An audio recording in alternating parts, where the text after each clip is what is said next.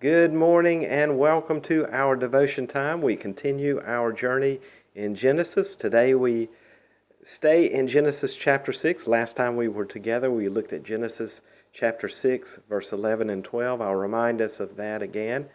The earth was corrupt before God, and the earth was filled with violence. God saw the earth and saw that it was corrupt. All flesh had perverted its ways on the earth.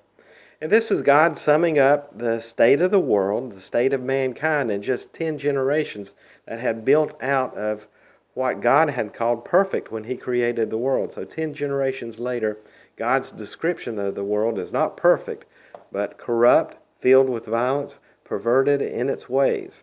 That's a sad state, obviously, and I wanted to look at these words to understand maybe a little bit more about what God is talking about when I would say He mourns what has become of the world, and maybe we can understand why the flood has come because of this. So our first word is corruption. And if you have a Strong's Concordance with you, you flip over to the Hebrew section and you look up the word 7843, you'll find that word that is used here in the verse, corruption. And the word has a connotation of decadence, of perversion, destruction, and damage. And it's especially tied close to an idea of sexual immorality and idolatry. And in Genesis 9, the verb form of this word is used to describe the raging floodwaters that rush after the plant life on the earth, Genesis 9:11, if you want to look that up.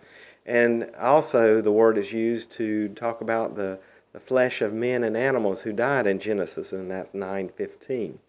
So in Genesis 13 and 19, the same word is used to describe what God did to Sodom and Gomorrah. That's in 13:10 and also in 19:29. And so the clear implication from this Hebrew is that in 10 generations since the creation of man, the earth has been corrupted. God is saying He looks down, and this perfect creation that He's made is now destroyed. I guess in a sense we could say a nuclear bomb couldn't have done any worse than what God is seeing now.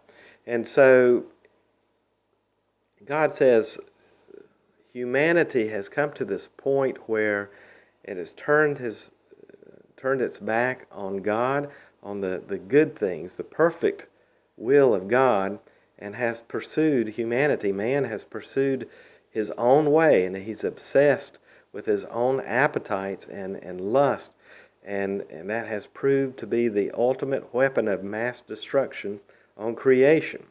And that's the idea that God is trying to convey to us as He looks on the earth. You have turned your back on me, you have ignored my voice, you have not walked in my ways, and here is the consequences of that. Your pursuit of your own lust, your own way, my will be done, God, not your will, has totally destroyed the world. Well, let's think about that hard lesson there of how when we pursue our own lust instead of pursuing God, it ends up causing destruction in our lives and in the world. Well, we'll continue to look at these hard words as we continue our devotion here. Next up will be filled with violence, as we talk about that next time we gather together for devotion. But I hope to see you soon. I pray God's peace be with you.